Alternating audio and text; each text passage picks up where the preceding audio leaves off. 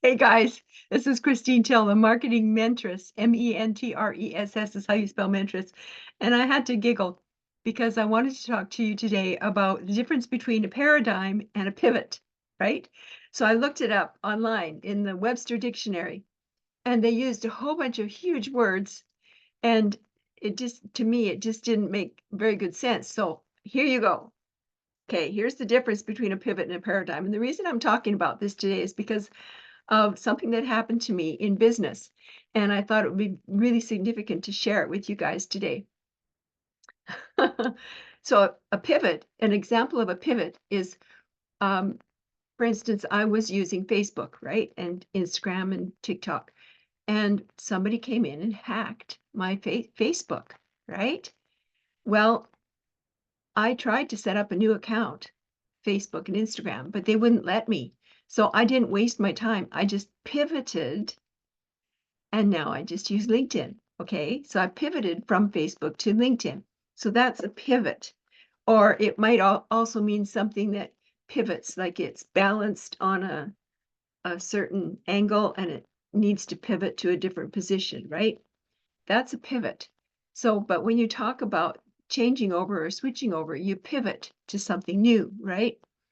But if it's a paradigm, an example of a paradigm is, for instance, we used to have telephones that you just pick up the phone and there was an operator on the other end and she would ask you who you want to call and you would say who you want to call and she would have to plug a metal plug into a notch on her board that she had, her big board in front of her, right? And that's how you made a phone call. But the paradigm was it switched to the paradigm to a dial phone where you could dial any number you wanted. But if you lived in a rural community, you had a bell that you rang, and there was a handle that you twisted on the side. It would, and everybody on the party line had a different ring. One was a long and two shorts, or two shorts and a long, or a long, short, long. There were usually at least four people on a party line. So you paradigm over to cell phones, right? We have cell phones today. And what do? Everybody has a cell phone. Hardly anybody has landlines anymore. Yeah, it's very seldom you find somebody with a landline. So maybe businesses have landlines still because calls have to come in and they have to organize those calls. But there's no more of this plugging things into a switchboard or dialing a dial, right? Yeah, it's a lot different. There's push button things on the phones that they have in the offices, the big offices. But most people who just are like you and me, everyday people, we have our own cell phones, right? So I just wanted to talk to you about the difference between the paradigm and the pivot, because that's what I've had to do in business. And so many people get stuck. And so if somebody was really using Facebook a lot, really depending on Facebook, and they were trying to build a business using Facebook, and they lost it like I did, they would probably spend weeks trying to fix it, right? I didn't have time for that. I realized right away that I needed to pivot and use my strength. And that's another thing that I learned over the last few years is how important it is to make sure you work with your strengths. So if you're trying to build a business online and you don't have tech, but you're really good at writing, right? Start writing, start a blog, so that you can work from your strengths and then make little videos that you can attach to that blog and distribute that blog through your strongest suit online. So my strongest suit online is LinkedIn, right? So when I did my pivot, I just pivoted right over to LinkedIn and concentrated on LinkedIn. And then on the side, I built TikTok because I could see the value in building TikTok where you could do little videos all the time, every day, several videos a day, really simply and easily. And you could do TikTok lives. So I do a TikTok live every morning, Monday through Saturday at 9 o'clock Mountain Time. And without fail, there's been times when I haven't been feeling good, but I get on there and do it because I need to be there for my people, right?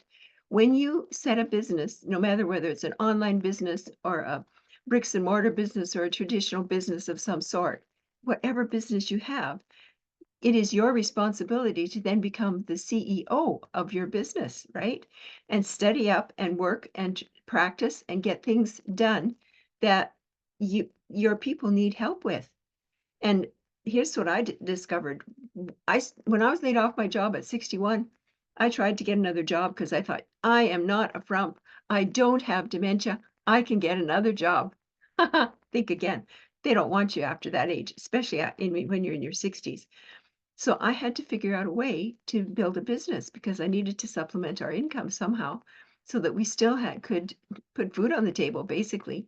And so if you're like me and you've bitten the bullet and decided you want to go online and you don't have tech, guys, it's just a simple pivot. It's not a paradigm shift. You're pivoting from traditional work to online work, right? Online business, traditional business to online business. And there are certain steps and things that you can learn. And if you're like me, no tech, and you're a boomer and you didn't grow up with tech, you can still learn it, guys. If I can learn it and I'm in my 70s, anybody can. I'm here to help you be able to learn how to build a business online. I found something that's totally done for me, and that's another thing that I learned. I need to find businesses that both the people that I've coached on LinkedIn and me, none of us are techie. None of us have tech. Most of us are over 60, guys. So if we're trying to build a business online, what are we going to do? We need something that gives us some steps to do, right? That's what we're taught in school. So step 1, do this. Step 2, do this. Or have my play, stop, do system that comes with this program I found. And this program I found is perfect because you can work it with any type of business. So if you've got a pizza parlor, or if you've got a real estate business, or a mortgage business, or whatever kind of business you have, you can use this system because in marketing today, we all need to go online. Every business needs to go online because most of the people are purchasing online now.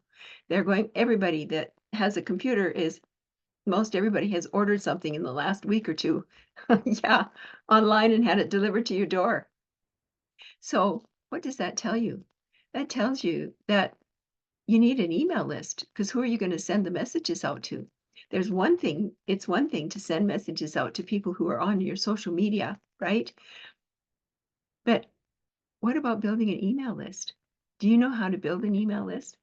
Well, this done for you system I found, I call it my play, stop, do system, shows you how to build an email list. So I can help you build an email list using LinkedIn, which I've been using for several years now. And then we have this other program that teaches us how to build an email list. It's awesome, guys. You can either use this business I found. It has 4 streams of income. You can start with the 100 pack or the 300 or the 600 or the 900. You get more streams of income with each one, right? And it's all about email automations and building an email list so that you can send messages out to these people and love on them through email and newsletters. I am so excited I found this, and I hope you want to watch this video and take it to heart because there are certain steps that you can follow. And I wanted to explain to you the difference between a paradigm and a pivot. I'm Christine Till, the marketing mentress. Mentress is spelled MENTRESS. And if you want more information, just make a comment.